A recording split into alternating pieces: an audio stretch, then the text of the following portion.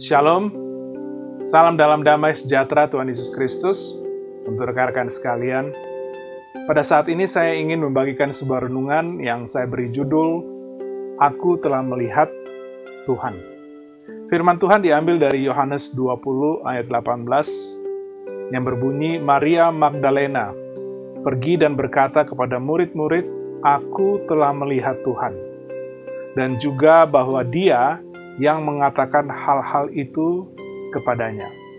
Sebagai pembukaan dalam renungan ini kita akan melihat bagaimana dampak ataupun impact dari relasi Maria Magdalena dengan Tuhan Yesus.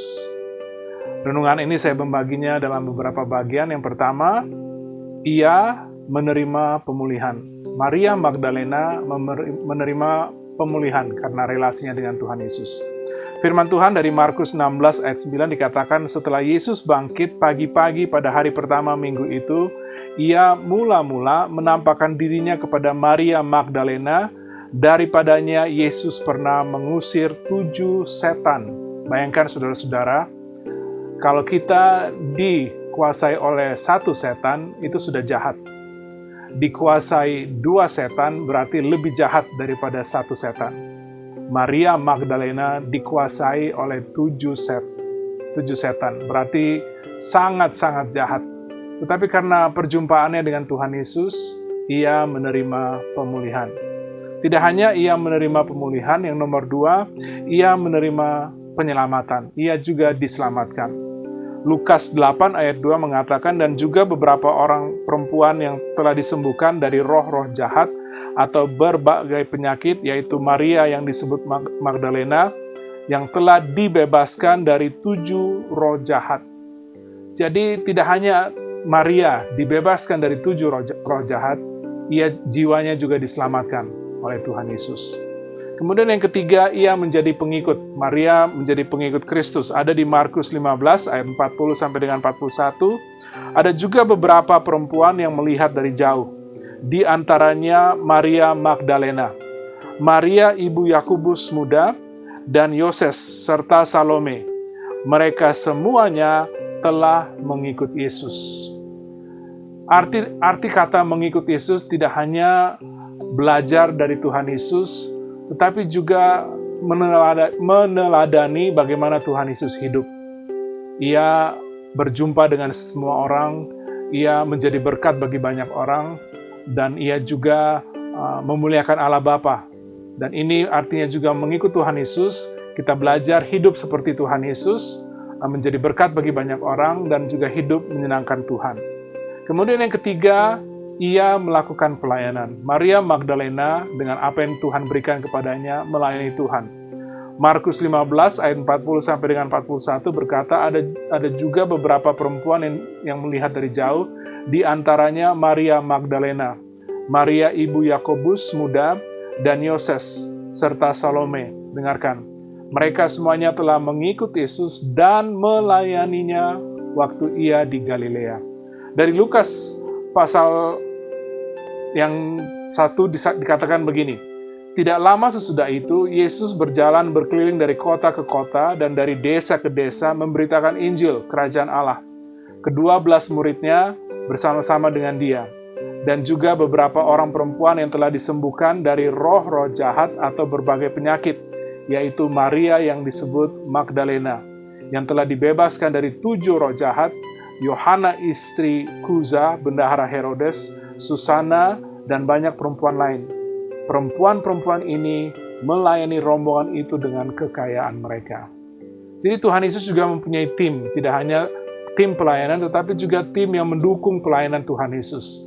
Dan Alkitab mencatat bahwa perempuan-perempuan, termasuk Maria Magdalena, melayani Tuhan, melayani tim yang Tuhan pimpin dengan dana, dengan kekayaan mereka. Kemudian nomor 5, ia menunjukkan patih. Artinya Maria Magdalena menunjukkan kesetiaan. Kita dapat lihat di Markus 15, 38-41, ketika itu tabir bait suci terbelah 2 dari atas sampai ke bawah. Waktu kepala pasukan yang berdiri di hadapan dengan dia melihat matinya demikian, berkatalah ia, sungguh orang ini adalah anak Allah. Dengarkan ini.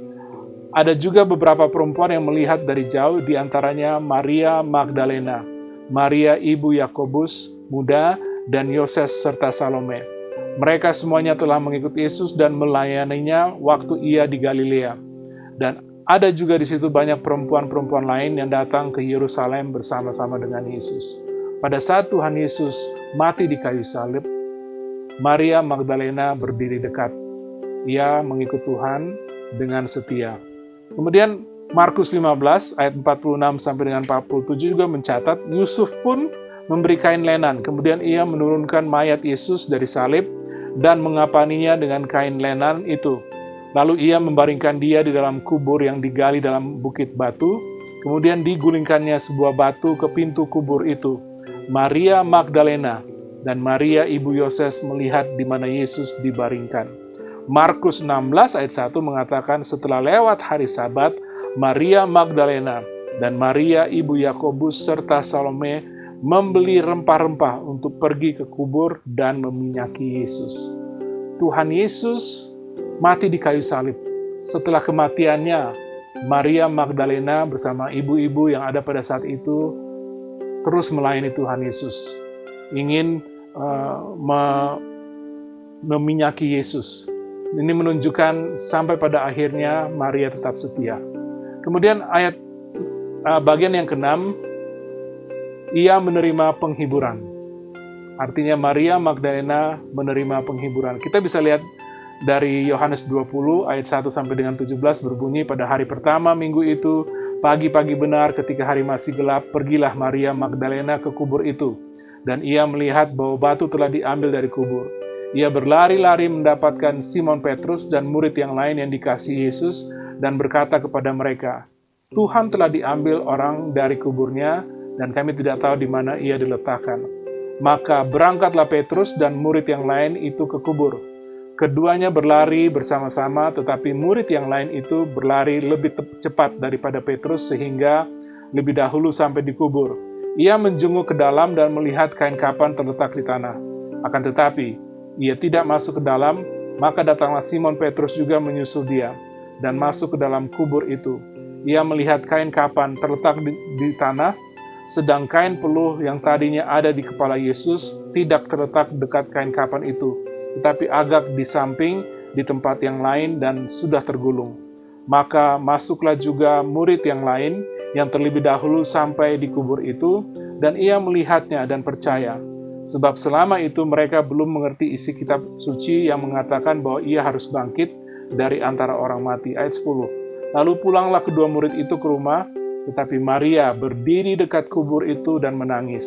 Sambil menangis, ia menjunguk ke dalam kubur itu dan tampaknya oleh dua orang malaikat berpakaian putih, yang seorang duduk di sebelah kepala dan yang lain di sebelah kaki, di tempat mayat Yesus berbaring. Kata malaikat-malaikat itu kepadanya, Ibu, mengapa engkau menangis? Jawab Maria kepada mereka, Tuhanku telah diambil orang, dan aku tidak tahu di mana ia diletakkan. Sesudah berkata demikian, ia menoleh ke belakang dan melihat Yesus berdiri di situ, tetapi ia tidak tahu bahwa itu adalah Yesus. Kata Yesus kepadanya, Ibu, mengapa engkau menangis? Siapakah yang kau cari? Maria menyangka orang itu adalah penunggu taman, lalu berkata kepadanya, Tuan, jikalau Tuan yang mengambil dia, katakanlah kepadaku, di mana Tuan meletakkan dia, supaya aku dapat mengambilnya. Kata Yesus kepadanya, Maria. Maria berpaling dan berkata kepadanya dalam bahasa Ibrani, Rabuni, artinya guru. Kata Yesus kepadanya, janganlah engkau memegang aku, sebab aku belum pergi kepada Bapa, tetapi pergilah kepada saudara-saudaraku dan katakanlah kepada mereka bahwa sekarang aku akan pergi ke Bapakku dan Bapamu, kepada Allahku dan Allahmu. Dari ayat-ayat ini kita dapat melihat pada saat Maria Magdalena sedih karena kubur kosong, Tuhan Yesus sendiri pun datang dan menghibur dia. Kemudian yang terakhir, ia menjadi pemberita. Artinya Maria mengabarkan kabar baik. Yohanes 20 ayat 18 mengatakan, Maria Magdalena pergi dan berkata kepada murid-murid, Aku telah melihat Tuhan, dan juga bahwa dia yang mengatakan hal-hal itu kepadanya.